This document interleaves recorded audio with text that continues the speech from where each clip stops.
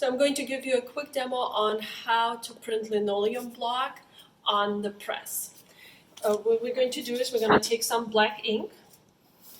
This is the archival process black litho ink, and get it out of the can, just a little bit. We're not printing a lot. And I want to mix my ink really, really well, just like that.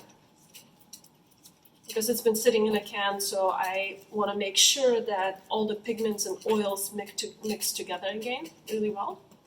And I'm going to clean off my palette knife and just scoop up a little bit of this ink, this much. Then I'm going to distribute it on my palette.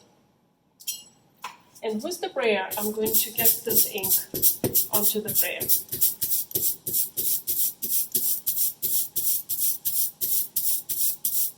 The sound that the ink is making right now, it sounds like there's plenty of ink on my palette. And you can see that I'm pushing the brayer forward only.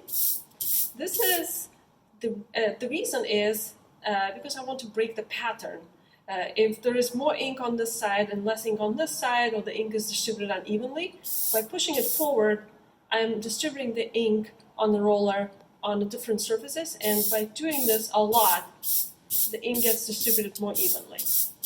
I'm also keeping my palette really short, like about a square. I don't want to work all over the place. This way the ink is going to be depositing on the palette rather than on my work. So after I get this nice and velvety even look, I want to ink my linoleum block.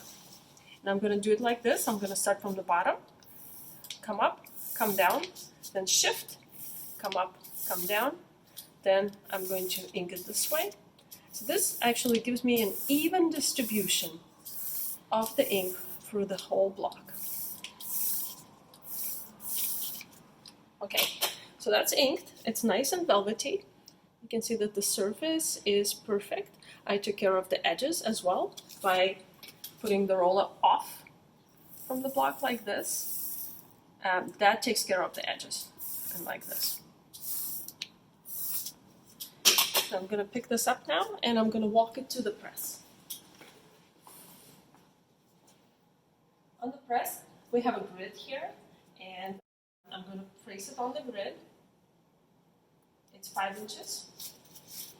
I'm going to take off the gloves so I could touch the paper with my clean hands. I'm going to take the paper, and the grid is actually spaced out in here, so I need about 1.5 inches around my print. So I'm going to put it here, cover it, and take 2 sheets of newsprint and put it on top. You can see how newsprint covers the paper, and then the chipboard. And I'm going to run this through. When I'm running this through, I set the pressure correctly. Right now, these are the pressure gauges which need to be set, and I set them already in a way that the roller sits tightly on the block and it moves everything forward.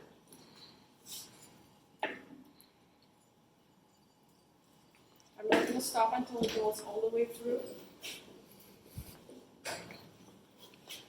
Keep on cranking.